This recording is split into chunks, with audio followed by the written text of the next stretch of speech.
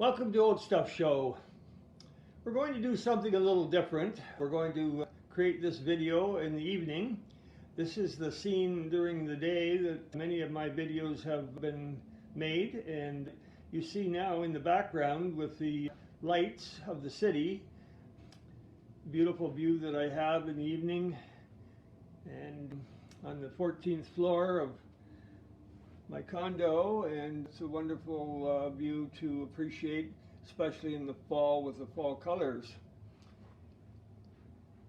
So we're going to talk today about vintage automobile ephemera, vintage automobile collectibles, and we'll have a look at a variety of things that actually I just picked up recently and will share with you. So we'll look at it right now. So collecting old automobile memorabilia is a fairly common collectible for many people. It ranges from toys like die-cast cars to ephemera, and that's what I'm concentrating on today, on various types of ephemera that I have here in front of me, and I've organized it so that we could see different kinds of categories of ephemera that are available.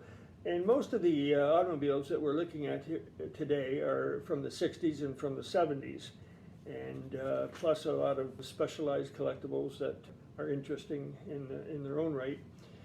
So let's take a look first of all at the category of cars that were but no longer are.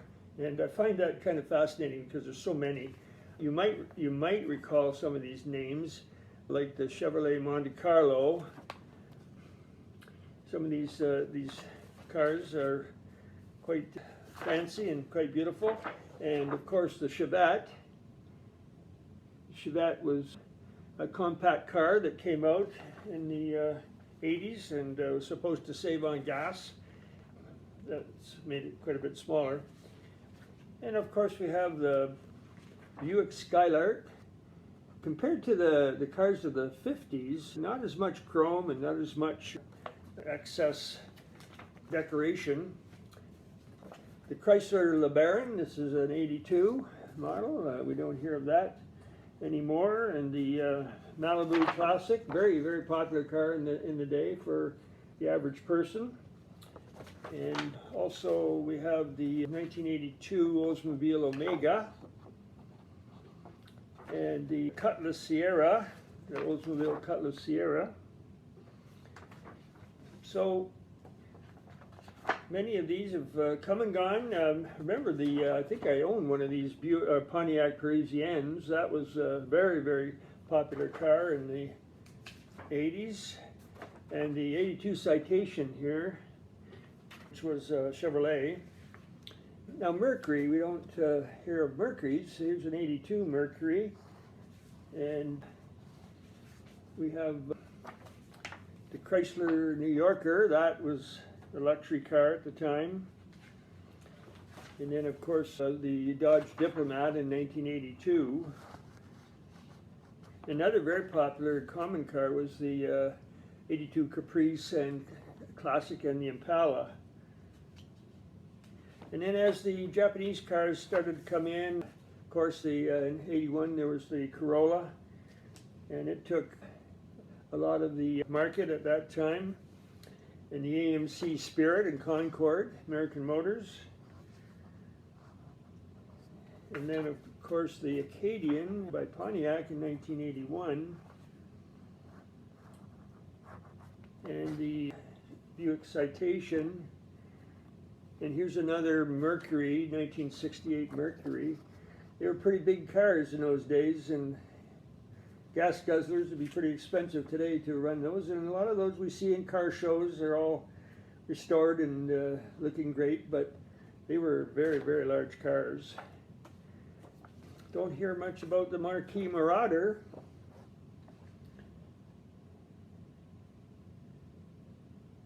That was another Mercury, and there's another picture of the Mercury. This is a 71. And then you've got more smaller sporty car, the Cortina. I remember the Cortina. And in 1980, the Ford Granada. And here's an exotic name, the 77 Volare. Some of these are smaller, more compact. Unlike here, the 77 Chrysler Cordoba. Don't hear about the Mercury Cougar. I remember in my city, the Mercury dealership having a great big Cougar on a sign at the dealership. And the 76 Chevrolet Concourse in Nova. And the 76 Chevelle, that was a popular car at the time. And the compact Chev, 76 Chevette. Very, very popular compact car, cheaper to buy and cheaper to run. And the Chevrolet Monte Carlo, 79. And the Malibu in 1981. And so these are car brochures that were given out by the dealership, and it was part of their promo.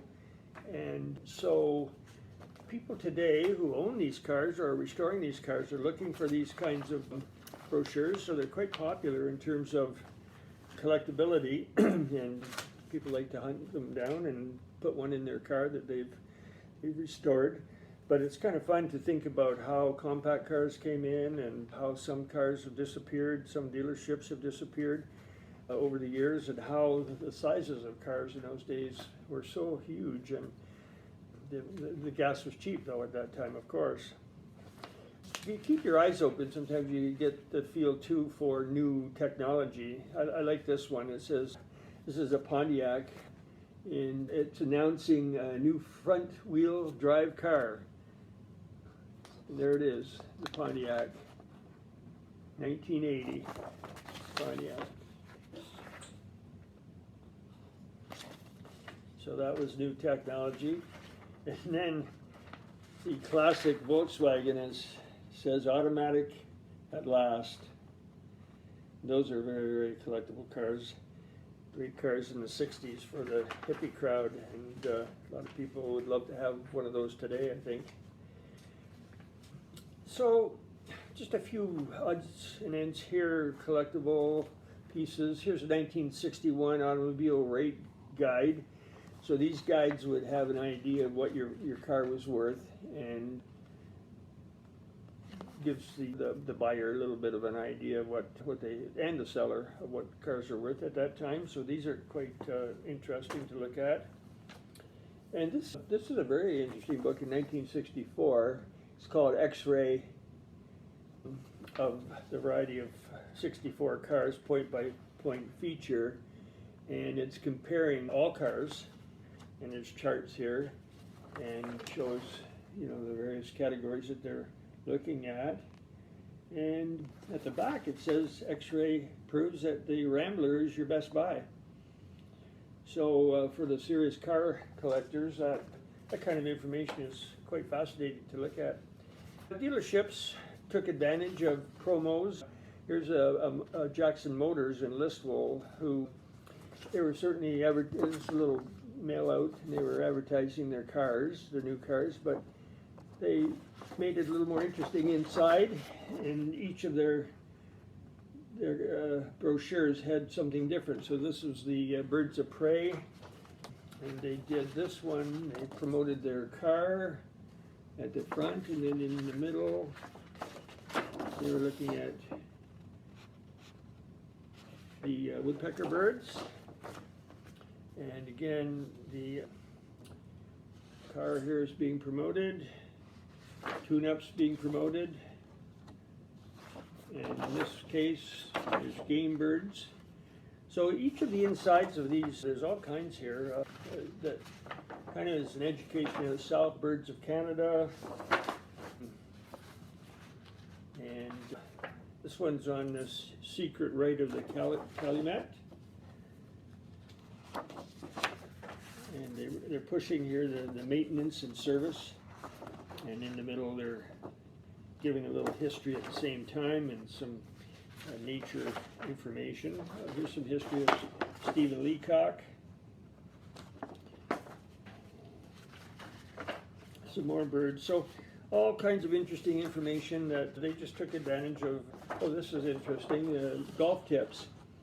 So any way they could capture the attention of the clients to bring their car in for servicing, and at the same time make it interesting rather than just a brochure to with sales pitch. So let's look at some of the other cars that have brochures from. These are all Buicks, so goes back, this collection goes back to 69, and so there's the Buick 69 brochure, and I have it running up really right through 70, and I have 66 here as well, 77, and then the Regal 1978. So I have that type of thing for a whole variety of automobiles here. The Oldsmobile, I run right from 1969 right through each year, except 1 year, right through to 81. So the 81 Oldsmobile brochure and the 1969 Oldsmobile brochure.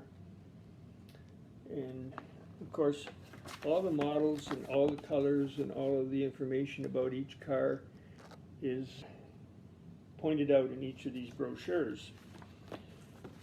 Some of the Pontiacs that I have here, I have from 69, 67 actually. There's a 69 and a 67. Again, if you have that car, then it's, oh, here's a 66. All the specifications make it quite valuable if you're fixing up an old car like that. Chrysler seemed to have some of the biggest cars at the time. So this one is the Chrysler itself, and it was huge. The hood of the car is big as a lot of the cars are on today's streets. This is presenting the 1964 Chrysler cars, and each car is shown in this little brochure.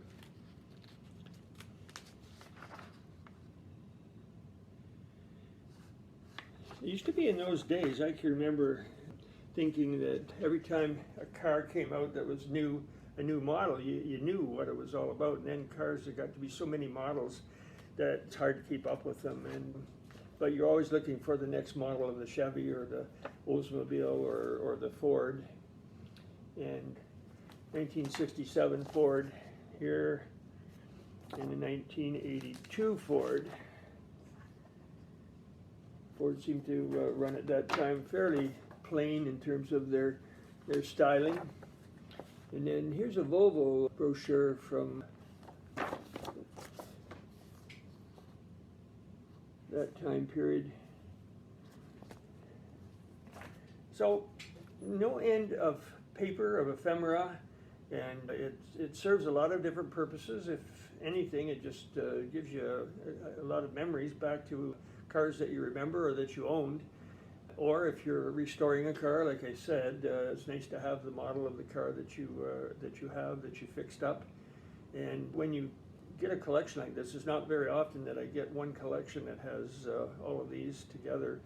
If I had 3 or 4 of them, I'd be happy, because there is a market for it, and I've got a really nice selection here for people to take a look at. So a lot of these will go on my eBay site, and certainly if there's any particular one that you see that you just have to have, let me know, and we'll put it on my eBay site for you to have a look at. And the connection to my eBay site will be on at the end of this at this video. Again, make sure that you subscribe, hit the subscribe button, and that helps. And our market is now over for 2020. We're going to spend our time, focus on purchasing things like I did today. Each day this week I've purchased some things, and we'll be storing them, and things that are interesting we'll put a video together for you to have a look at. And I'm also now on Instagram. Hit Old Stuff Show there, and you'll find a lot of interesting information there and some videos as well. So thank you for watching today, and happy motoring. Bye for now.